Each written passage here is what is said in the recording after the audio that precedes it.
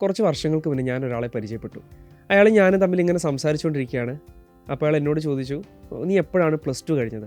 അപ്പം ഞാൻ +2 കഴിഞ്ഞ വർഷം ഞാൻ പറഞ്ഞു കൊടുത്തു, ഞാൻ ഇന്ന വർഷത്തിലാണ് ഞാൻ +2 കംപ്ലീറ്റ് ആയത്. അപ്പോൾ ഞാൻ അയാളോട് ചോദിച്ചു, നിങ്ങളെപ്പോഴാണ് +2 കഴിഞ്ഞത്? അപ്പോൾ അയാൾ പറഞ്ഞു, 2011 ഞാൻ +2 കഴിഞ്ഞത്.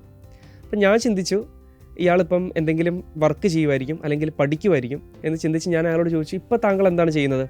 അപ്പോൾ അയാൾ പറഞ്ഞു, ഞാനിപ്പം CMA USA ആണ് പഠിക്കുന്നത്. അപ്പം സ്വാഭാവികമായിട്ട് എൻ്റെ ചിന്ത പോയത് വർക്ക് കഴിഞ്ഞിട്ട് അതിൽ നിന്ന് ഗ്യാപ്പ് എടുത്തിട്ട് എന്ത് ചെയ്യും, ആളുകൾ CMA USA പഠിക്കും, അല്ലെങ്കിൽ ലോങ് അക്കാഡമിക്സിൽ ഇരുന്നിട്ട് ആളുകൾ CMA USA പഠിക്കും. അപ്പം ഞാൻ ചോദിച്ചു, നിങ്ങളിപ്പം എന്ത് വർക്കായിരുന്നു ചെയ്തുകൊണ്ടിരുന്നത്, അല്ലെങ്കിൽ എന്താ നിങ്ങൾ പഠിച്ചത്? അപ്പോൾ അയാൾ പറഞ്ഞു, +2 കഴിഞ്ഞിട്ട് ഞാൻ പഠിക്കാനൊന്നും പോയില്ല, 11 വർഷം ഞാൻ എൻ്റെ വീട്ടിൽ വെറുതെ ഇരിക്കുമായിരുന്നു. അയാളുടെ മറുപടി ശരിക്കും എനിക്ക് ചിരിയും തോന്നി.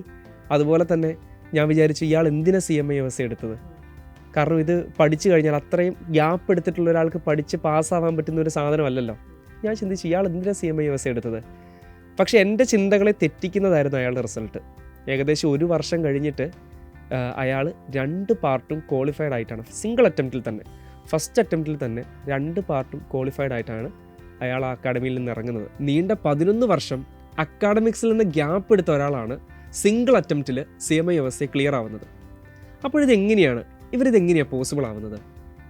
ഈ സിംഗിൾ അറ്റംപ്റ്റിൽ CMA USA ക്ലിയർ ആവാൻ വേണ്ടി പറ്റുമോ? അതിനുള്ള കാര്യങ്ങളാണ് നമ്മളിവിടെ ചർച്ച ചെയ്യാൻ വേണ്ടി പോകുന്നത്. CMA USA പഠിക്കുന്ന ഒരാൾ ജസ്റ്റ് ആ കോഴ്സ് പഠിച്ച് പാസ്സാവാനുള്ള കാര്യങ്ങൾ മാത്രം പോരാ. അതായത് നമ്മൾ പഠിക്കുന്ന കാര്യങ്ങൾ, മെറ്റീരിയലിൽ കൊടുത്തിരിക്കുന്ന കാര്യങ്ങൾ, ക്ലാസ്സിൽ ഫാക്കൽറ്റീസ് പറയുന്ന കാര്യങ്ങൾ, ഇത് അതുപോലെ പഠിച്ചെടുത്ത് അല്ലെങ്കിൽ ബൈഹാർട്ട് പഠിച്ചെടുത്ത് പാസ്സാവാൻ പറ്റുന്ന ഒരു കോഴ്സ് അല്ലത്. കാരണം നമുക്കൊരു സ്മാർട്ട് വർക്കും വേണം, അതുപോലെ തന്നെ കൺസിസ്റ്റൻസിയും ആവശ്യമാണ്. സോ ഞാൻ എപ്പോഴും ഡിഫൈൻ ചെയ്യുന്നത്, ഞാൻ എൻ്റെ കുട്ടികളോട് പറയുന്ന കാര്യം ഇത്രയേ ഉള്ളൂ, നിങ്ങൾ 2 രീതിയിലാണ് CMA USA ഈ കോഴ്സിനെ അപ്രോച്ച് ചെയ്യേണ്ടത്. നിങ്ങൾക്ക് നിങ്ങളുടേതായ ഒരു മെത്തേഡ് വേണം, that is called smart work. അതുപോലെ തന്നെ എന്ത് ചെയ്യണം, കൺസിസ്റ്റൻ്റ് ആയിരിക്കണം. നിങ്ങൾ എടുക്കുന്ന ആ ഒരു കോഴ്സിനോട് അല്ലെങ്കിൽ നിങ്ങൾ എടുക്കുന്ന ആ ഒരു കമ്മിറ്റ്മെൻറ്റിനോട് നിങ്ങൾ കൺസിസ്റ്റൻ്റ് ആയിരിക്കണം. സ്മാർട്ട് വർക്ക് അല്ലെങ്കിൽ സ്റ്റഡി മെത്തേഡിലോട്ട് വരുമ്പോൾ നമുക്ക് കൃത്യമായിട്ടൊരു പ്ലാൻ ഉണ്ടായിരിക്കണം. നമ്മൾ ഏത് സെക്ഷനിലാണ് നമ്മളുടെ സ്ട്രെങ്ത് ഉള്ളത്, ഏത് സെക്ഷൻസിലാണ് നമ്മൾ വീക്ക് ആയിട്ടുള്ളത്.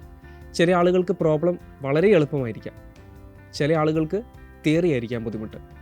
അപ്പം നമ്മളുടെ സ്ട്രെങ്ത് കറക്റ്റായിട്ട് ഐഡൻറ്റിഫൈ ചെയ്യുക, അതിന് വേണ്ട കോൺട്രിബ്യൂഷൻസ് നടത്തുക.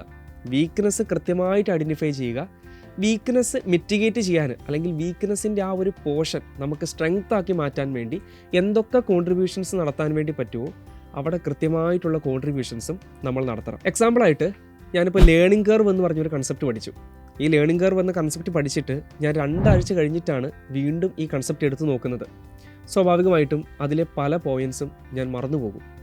അപ്പോൾ എന്ത് ചെയ്യണം, നമ്മുടെ പഠിത്തത്തിൻ്റെ കൂട്ടത്തിൽ റിവിഷൻ എന്ന് പറയുന്ന ഒരു സാധനത്തിന് അതിൻ്റേതായ ഇമ്പോർട്ടൻസ് ഉണ്ട്.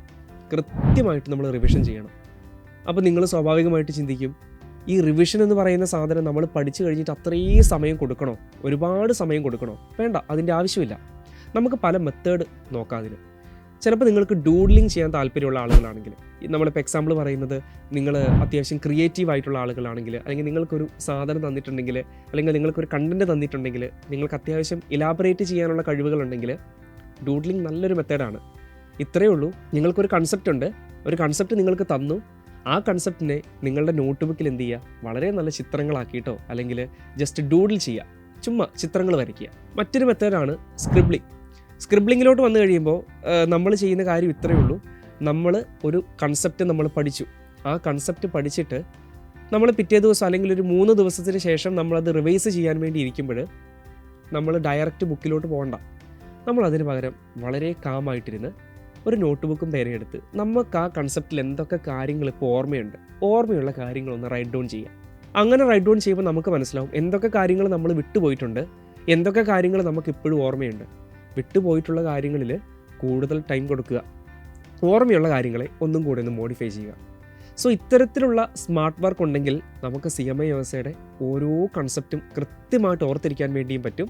എക്സാമിലോട്ടുള്ള നമ്മുടെ വലിയൊരു ഭാരം, അത് എക്സാമിൽ 1 മാസത്തിലോട്ട് പഠിക്കാനിരിക്കുന്നവർക്കാണ് പറയുന്നത്, ആ ആളുകൾക്ക് വലിയൊരു ഭാരം അവിടെ കുറയ്ക്കാനും പറ്റും. സ്മാർട്ട് വർക്കും കൺസിസ്റ്റൻസിയും മാത്രം പോരാ, ഓരോ സെക്ഷൻസിനെ പറ്റിയും കൃത്യമായിട്ട് നമുക്ക് അനലൈസ് ചെയ്യണം. എന്താണ് ആ സെക്ഷനിൽ പഠിക്കുന്നതെന്നുള്ളത്, ഇപ്പോൾ നമ്മൾ CMA വ്യവസ്ഥയുടെ പാർട്ട് 1 വരുന്നു. External financial reporting decisions.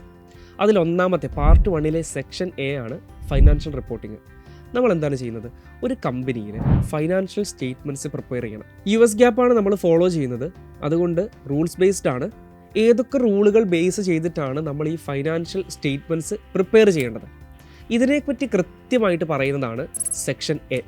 അതിൽ നമ്മൾ ബാലൻസ് ഷീറ്റ് പഠിക്കുന്നുണ്ട്, income statement, cash flows, revenue recognition, income measurement, ഇത്തരത്തിലുള്ള കുറച്ച് ടോപ്പിക്സിലൂടെ നമ്മൾ പോകും. അതിനുശേഷം സെക്ഷൻ B, ബഡ്ജറ്റിംഗ്. ഒരു കമ്പനി നെക്സ്റ്റ് ഇയറിലോട്ട് അല്ലെങ്കിൽ കമ്പനിയുടെ ഓപ്പറേഷൻസിന് വേണ്ടി കമ്പനി ഒരു പ്ലാൻ ചെയ്ത് വെച്ചിട്ടുണ്ടാകും. ഈ പ്ലാനിങ് കമ്പനി എങ്ങനെ നടത്തും, എങ്ങനെ പ്ലാൻ ചെയ്ത് കൃത്യമായിട്ട് ബഡ്ജറ്റ് ചെയ്തിട്ട് അതിൻ്റെ ഗോള്, കമ്പനിയുടെ ഒബ്ജക്റ്റീവ് എങ്ങനെ അച്ചീവ് ചെയ്യും, ഇതാണ് സെക്ഷൻ ബിയിൽ പറയുന്നത്. അതിനുശേഷം നമ്മൾ സെക്ഷൻ C എടുക്കുകയാണെങ്കിൽ കമ്പനി ബഡ്ജറ്റ് ചെയ്തിട്ടുണ്ടാകാം അല്ലെങ്കിൽ പ്ലാൻ ചെയ്തിട്ടുണ്ടാകാം. പ്ലാൻ ചെയ്ത പോലെ എല്ലാം നടക്കണമെന്നില്ലല്ലോ. അപ്പോൾ നമ്മുടെ കാര്യത്തിലാണെങ്കിൽ പോലും നമ്മൾ പ്ലാൻ ചെയ്തതുപോലെ കാര്യങ്ങൾ നടക്കണമെന്നില്ലല്ലോ. അപ്പോൾ കമ്പനിക്ക് ആക്ച്വലായിട്ടുണ്ടായ ഒരു റിസൾട്ട് ഉണ്ടാകും, കമ്പനി പ്ലാൻ ചെയ്ത് വെച്ച ഒരു റിസൾട്ടും ഉണ്ടാകും. ഇത് തമ്മിലുള്ള കമ്പാരിസനാണ് നമ്മൾ സെക്ഷൻ C പെർഫോമൻസ് മാനേജ്മെൻറ്റിൽ പഠിക്കുന്നത്, കമ്പനിയുടെ പെർഫോമൻസ് മെഷർ ചെയ്യാൻ വേണ്ടിയിട്ട്. സെക്ഷൻ Dയിലോട്ട് വരുമ്പോൾ നമ്മൾ സംസാരിക്കുന്നത് കോസ്റ്റ് മാനേജ്മെൻറ്റിനെ കുറിച്ചാണ്. ഒരു കമ്പനി പ്രോഫിറ്റബിൾ ആകണമെങ്കിൽ കൃത്യമായിട്ട് കമ്പനി എന്ത് ചെയ്യണം? കോസ്റ്റ് മിനിമൈസ് ചെയ്യണം. കോസ്റ്റ് കൂടുതൽ കൊടുക്കേണ്ട സ്ഥലങ്ങളിൽ എന്ത് ചെയ്യണം? കൃത്യമായിട്ട് കോസ്റ്റ് കൊടുക്കണം. കോസ്റ്റ് കുറയ്ക്കേണ്ട സ്ഥാനങ്ങളിൽ കോസ്റ്റ് കട്ട് ചെയ്യണം. ഇതെങ്ങനെ ചെയ്യും? US GAAP ബേസ് ചെയ്തിട്ട് കമ്പനി എന്തൊക്കെയാണ് കോസ്റ്റ് മാനേജ്മെൻറ്റിൽ ഫോളോ ചെയ്യേണ്ടത്, ഇതിനെപ്പറ്റി കൃത്യമായിട്ടൊരു ഡീറ്റെയിലിംഗ് തരുന്നതാണ് സെക്ഷൻ D. പാർട്ട് 1 മറ്റൊരു സെക്ഷനാണ് section E, internal controls. Internal കൺട്രോൾസിൽ നമ്മൾ സംസാരിക്കുന്നത് ഒരു കമ്പനിയുടെ ഒബ്ജക്റ്റീവ് അച്ചീവ് ചെയ്യാൻ എന്തൊക്കെ മെഷേഴ്സ് കമ്പനിക്കുള്ളിലും അല്ലെങ്കിൽ എക്സ്റ്റേണൽ പാർട്ടീസായിട്ട് കമ്പനി മേക്ക് ചെയ്യണം. അതായത് കമ്പനിയിൽ കൃത്യമായിട്ടൊരു പോളിസീസ്, പ്രൊസീജിയേഴ്സ്, കോർപ്പറേറ്റ് ഗവർണൻസ്, അതായത് കമ്പനി കൃത്യമായിട്ട് അതിൻ്റെ ഒരു ഓർഡറിൽ റൺ ചെയ്ത് പോകാൻ വേണ്ടി എന്തൊക്കെ കൺട്രോൾസാണ് കമ്പനിയിൽ വേണ്ടത്, ഇങ്ങനത്തെ കാര്യങ്ങളാണ് നമ്മൾ ഇൻറ്റേർണൽ കൺട്രോൾസിൽ സംസാരിക്കുന്നത്. അതിനുശേഷം നമ്മൾ നോക്കുന്നത് ടെക്നോളജിയാണ്. ടെക്നോളജിയിലോട്ട് സെക്ഷൻ F ടെക്നോളജിയിലോട്ട് വന്നു കഴിയുമ്പോൾ നമുക്കറിയാം ഇന്നത്തെ കാലത്ത് ടെക്നോളജി വളരെ അഡ്വാൻസ്ഡ് ആയിക്കൊണ്ടിരിക്കുന്ന ഒരു കാലഘട്ടമാണ്. അപ്പം ഒരു CMA വ്യവസായക്കാരൻ ടെക്നോളജി അല്ലെങ്കിൽ ഡാറ്റ അനലിറ്റിക്സിലുള്ള ബേസിക് ആയിട്ടുള്ള ഐഡിയയും അയാൾക്ക് വേണം. ഇത്തരത്തിലുള്ള ബേസിക് ആയിട്ടുള്ള ഐഡിയ, ടെക്നോളജി റിലേറ്റഡ് ആയിട്ടുള്ള ബേസിക് ഐഡിയയാണ് നമുക്ക് ടെക്നോളജി ആൻഡ് അനലിറ്റിക്സിൽ, അതായത് സെക്ഷൻ Fൽ നമുക്ക് IMA പ്രൊവൈഡ് ചെയ്യുന്നത്. പാർട്ട് 1 വളരെ ഈസി ആയിട്ട് എങ്ങനെ പഠിക്കാം? അതിൽ section A, section E, section F, ഇത് മൂന്നിലും തിയറിയാണ് കൂടുതലുള്ളത്. സെക്ഷൻ Aയിൽ പ്രോബ്ലംസ് ഉണ്ടെങ്കിലും മെജോറിറ്റി നമ്മൾ തിയറിയാണ് പറയുന്നത്.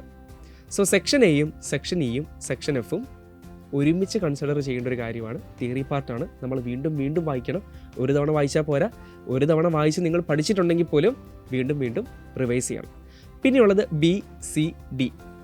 ഇതിൻ്റെ ഒരു ഓർഡർ വരുന്നത്, നിങ്ങൾ ആദ്യം സെക്ഷൻ B പഠിക്കണം, അതിനുശേഷം D പഠിക്കുക, ലാസ്റ്റാണ് C പഠിക്കേണ്ടത്. ഈ ഒരു ഓർഡറിൽ പോയി കഴിഞ്ഞാൽ നമുക്ക് ആ ഒരു സെക്ഷൻസ് കുറച്ചും കൂടെ എളുപ്പമാകും. പാർട്ട് 1 കണ്ടൻസും അതുപോലെ തന്നെ അത് എങ്ങനെ പഠിക്കണം എന്നുള്ളതാണ് നമ്മളിവിടെ പറഞ്ഞത്. പാർട്ട് 2 ഇനി എന്തൊക്കെയാണുള്ളത്, ഏതൊക്കെ സെക്ഷൻസാണ് പാർട്ട് 2 അതെങ്ങനെ പഠിക്കണം എന്നുള്ളത് നമുക്ക് മറ്റൊരു വീഡിയോയിൽ കാണാം.